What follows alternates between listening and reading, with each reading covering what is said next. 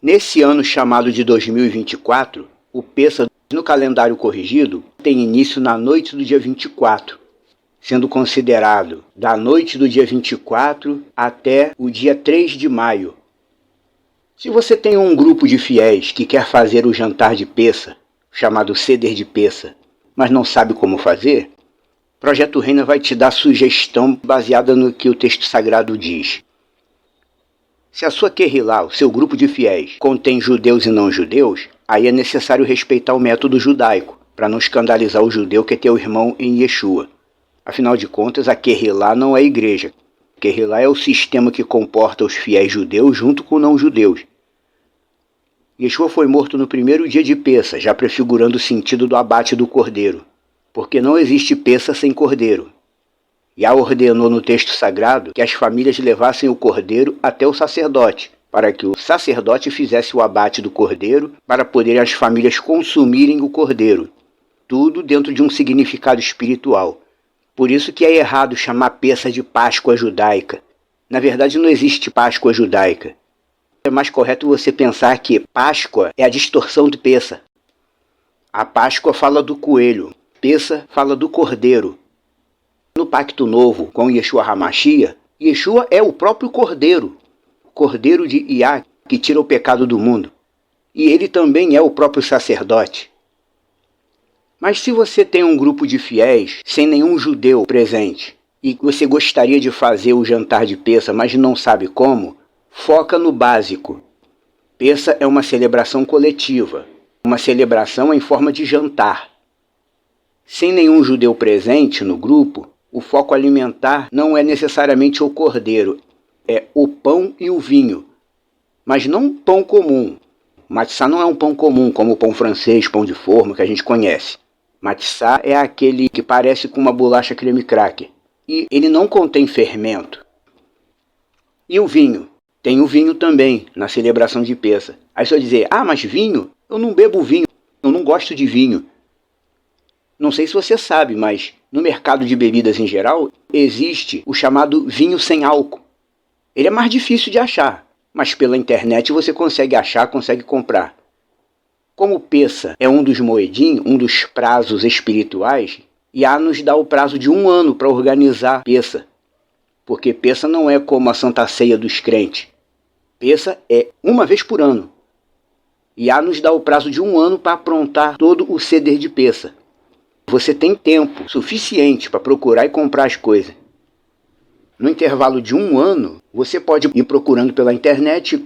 Quando você encontrar o vinho sem álcool, você pode comprar e deixar guardado, para usar apenas em Pêssego. Porque vinho é um produto que não tem problema em deixar guardado. E se você quer fazer o jantar de Pêssego, mas não sabe como fazer, a sugestão que o Projeto Reina te dá é a seguinte. Vocês preparam um jantar comum. Um jantar comum, com comidas comuns, inerentes à nossa própria cultura, ele vai representar a convivência e a união.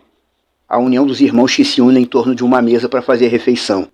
Esse conceito é bem antigo. A mesa com os irmãos reunidos é o símbolo de união e convivência. E nesse jantar, além da comida comum, não pode faltar o matzá e o vinho. O Projeto Reina recomenda amplamente que busque o vinho sem álcool para usar no Seder de Pêssego, para não haver o risco de alguém ficar embriagado. Afinal de contas, isso é uma celebração que é um memorial messiânico. Não é uma festa mundana para a pessoa se embriagar.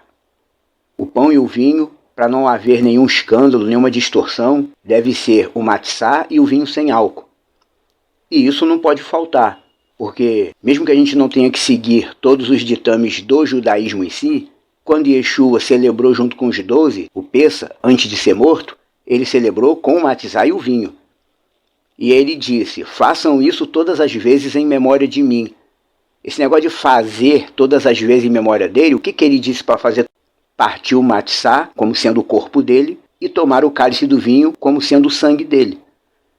Lembrando mais uma vez que esse fazer todas as vezes de Pêssego é uma vez por ano. Não é como o cristianismo atual que inventou a Santa Ceia e faz toda semana, ou uma vez por mês. Pêssego é uma vez por ano. E estando o jantar de Pêssego preparado, com comidas comuns inerentes à cultura de quem está fazendo, ele deve transcorrer em meio a louvores, exaltações e diálogos que lembrem a grande importância daquilo que Yeshua fez por nós. O jantar de Pêssah, espiritualmente falando, ele deve ser feito em família. No nosso caso, a nossa família espiritual. Pessoas que têm a mesma visão messiânica que a gente. Não é um jantar para ser feito com um amigo que você conheceu ontem. É um memorial messiânico feito com irmãos messiânicos. Lembre-se que Kehillah não é igreja evangélica. A igreja evangélica ela resume tudo em ficar o tempo inteiro cantando. O jantar de Pêssah não é uma reunião evangélica. É um evento messiânico realizado entre irmãos. Não vai pensar em fazer o jantar de Pêssah e trazer estranho para tentar converter o estranho, porque não é assim que foi ensinado, não. É um memorial realizado entre irmãos espirituais. Transcorrendo o jantar em meio à comunhão, celebração, devemos também lembrar disso. Pêssah é um anúncio da morte dele. Shaul Hachalia disse, toda vez que você come o matzá e bebe o cálice, você está anunciando a morte do Senhor, até ele voltar. Devemos fazer isso todas as vezes, até ele voltar. Aí o jantar vai transcorrendo. E lá para o final do jantar, ao levantar o kiddush, o matzá e o vinho, devemos fazer essa lembrança do que Shaul falou, que Paulo falou. Nós estamos anunciando que Yeshua morreu e que ele vai voltar a esse mundo outra vez para reinar. Paulo enfatiza isso, você está anunciando a morte do Senhor até ele voltar. Aí quando algumas religiões como o Testemunho de Jeová diz que a ceia é para celebrar a morte do Salvador e não a ressurreição, as pessoas dizem, está errado. Na verdade, esse detalhe da religião não está errado, não. A ceia do Senhor é para lembrar que Yeshua morreu. Morreu para cumprir todo o mérito dele e vai voltar para reinar. Pêssah é 8 dias.